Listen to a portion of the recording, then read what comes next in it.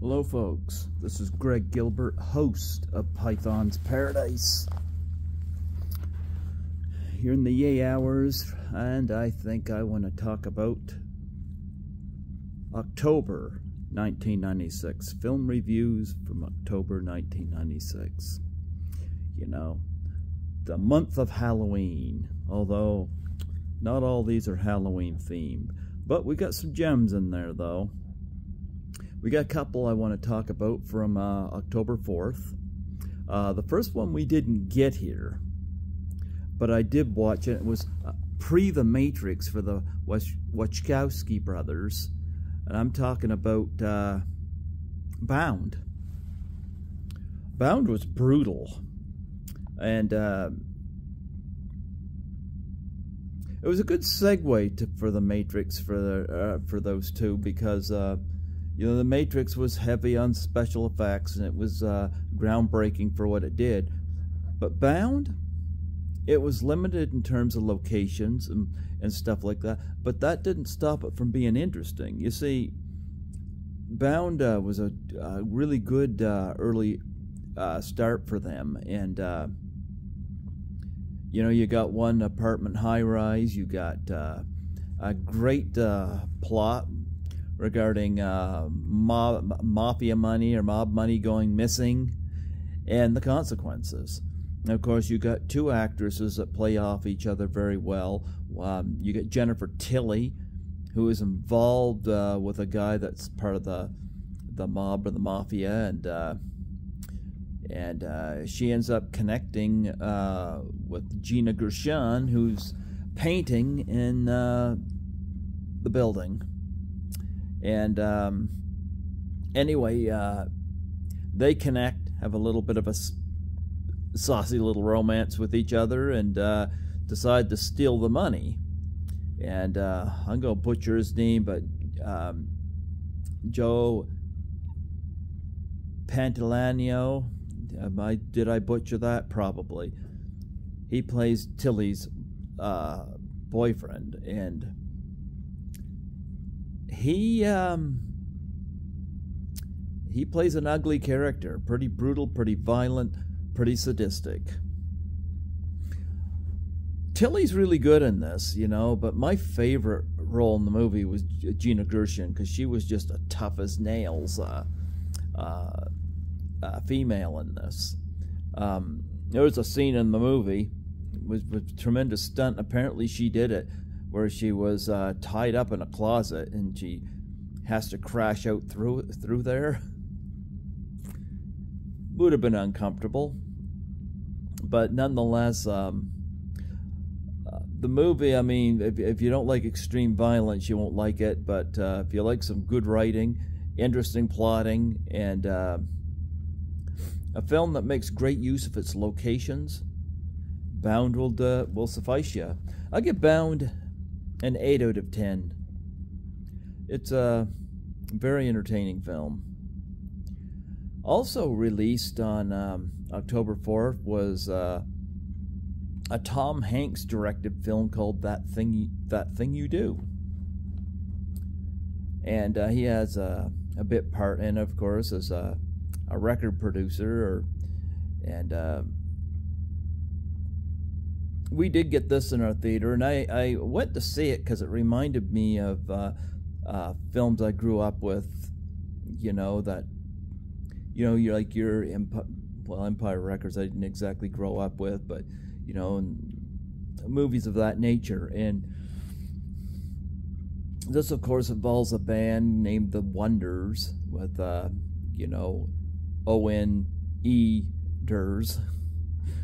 And it's very formulaic on how it processes the story. You know, they get the regular difficulties with the band, and, you know, people have to leave or quit for one reason or another. So screenplay is not flawless, but it is an entertaining film, and it certainly has an interesting subject matter about people that want to get into the music industry, have all this energy to put into it, but they also have to clash with Well, you ever heard the term too many cooks in the kitchen? Well, this film showcases that to the heights. I give That Thing You Do an 8 out of 10. Check it out. Then moving ahead to October 11th, another film we did not get here, but what a great early showcase for Reese Witherspoon, Freeway. And, I spoke before about how much I hated Kiefer Sutherland as the villain in Eye for an Eye, which came out in January of that year, and how he was just a sadistic character, but there was never any on-screen proof that he was the killer, even though, of course, he is, but still. I didn't like how he was being convicted before he was actually convicted by the film's protagonist. However, Freeway takes what Eye for an Eye did wrong and does it right, because you got Kiefer Sutherland playing another killer, only this time, done right. Because you see, Reese Witherspoon plays a teenager who, her father is sexually abusive, her mom is a hooker, her father's also a drug addict. They get arrested. They're going to put her up for the social system there, to be put in another home. She makes a run for it and steals her mom's old car, and she stops off. Her boyfriend gives her a gun that she can use to buy and get what their essentials. Car breaks down, and she's picked up by a character played by Kiefer Sutherland, who turns out to be a killer. And what I love here is, as sadistic as he is, she turns the tables on him and leaves him all but dead. Problem is, he's seen as sympathetic in the news media, and he gets off the hook. His wife, played by Brooke Shield, does not know what his secret lifestyle is. And they look like darlings. Well, Reese Witherspoon goes to prison. Well, in prison, she is befriended by some female inmates, including Amanda Plummer. And eventually, they end up making a break, making an escape. And it is discovered that Reese was innocent, and that indeed the Kiefer Sutherland character was a killer. I'm not going to give away the ending, but boy, does it ever take Red Riding Hood in a very different direction, But I like what Kiefer Sutherland does in this film as compared to Eye for an Eye, which I thought sucked. And I thought Reese Witherspoon was terrific in this, one of the early examples of her talent, and she takes it to him without it being over the top. I give Freeway a 9 out of 10. It's well worth checking out. Now, next up, we jump ahead to October 18th for another film we did not get here. And boy, is it a film that I needed to see. Because I've never had luck with women. I don't hate women. And I certainly don't agree with the incel community, But I've never had luck with women. I relate a lot to movies, I've had my heart broken so many times in life, and sometimes it's just, I don't go the incel route because I don't want to hurt somebody's daughter, And plus, being a believer in God, I don't want to stand in front of him, Now, doesn't mean I don't have anger to deal with. But sometimes, and I mentioned this about back in the February releases, when I got terminated from a job due to my temper. So I watched Happy Gilmore because it was about a guy dealing with his temper, you know. Sometimes I love watching movies that that deal with dating or dealing with the complications of dating or being with somebody or even getting over somebody. And I'm talking about a little film called Swingers. And boy, this film, you got Jon Favreau, who is going out, and he and a bunch of his friends are struggling actors. Favreau, apparently his girlfriend breaks up with him, and 6 months down the road here, he's still not over it. I know that feeling so well. You know, having a girl break your heart and you're not worth it. And I know exactly how this guy feels.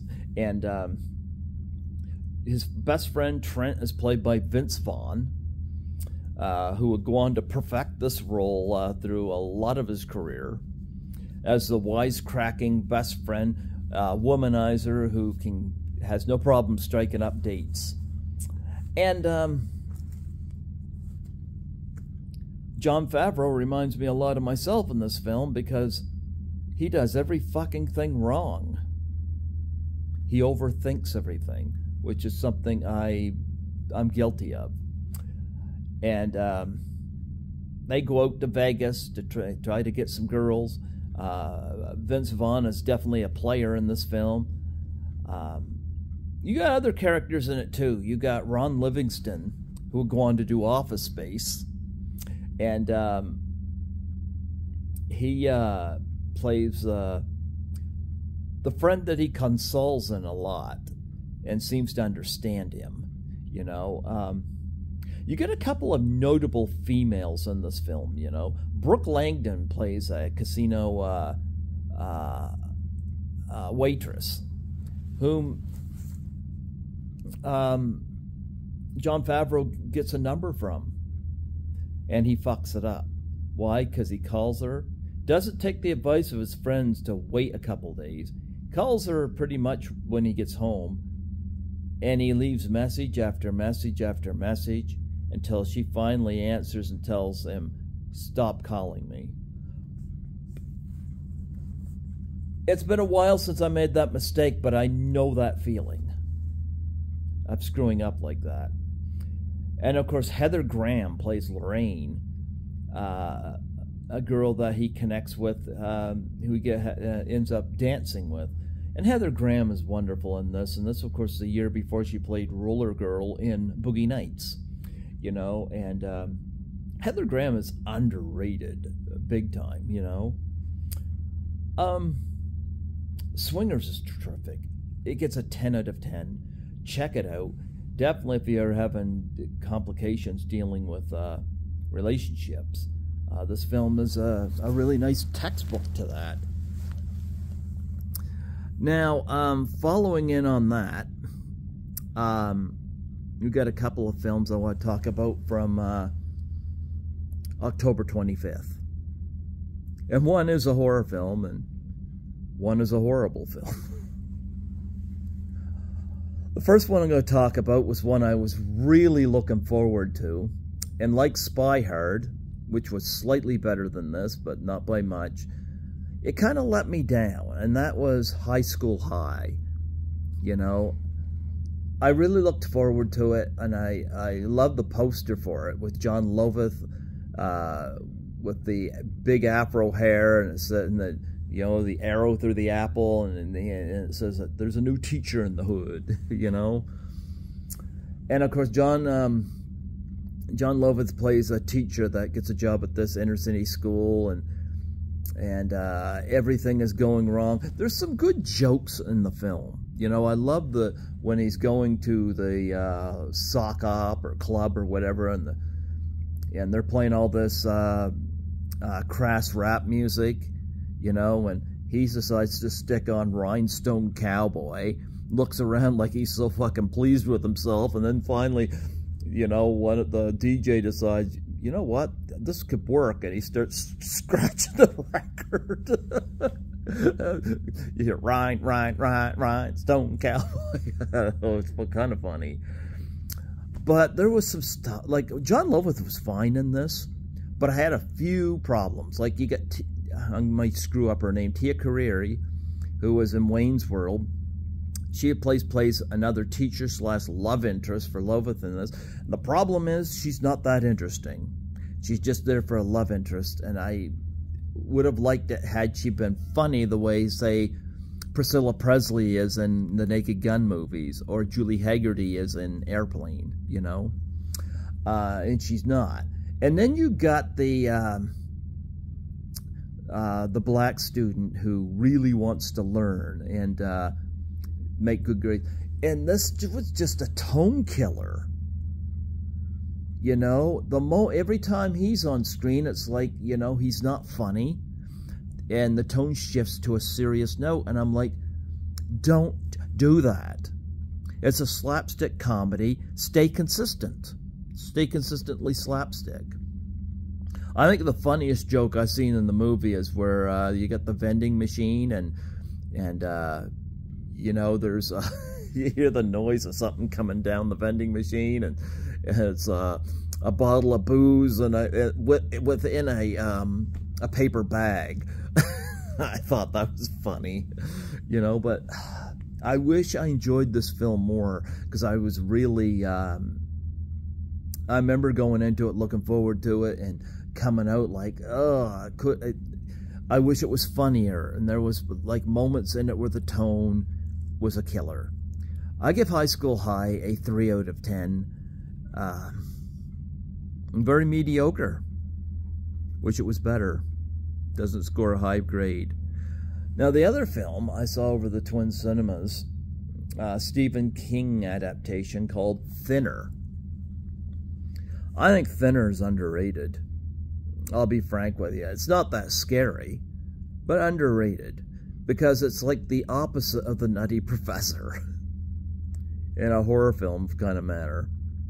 You got Robert John Burke in it as somebody who is part of an accident where a gypsy's wife is killed. And he gets off the hook due to his lawyer and the judge being crooked about it. And the gypsy is not fucking having it. And he walks up to him, because his wife died. And he walks up to him and he touches him on the face and curses him. And it's like everything he eats, he starts losing weight. And at first he thinks this is great.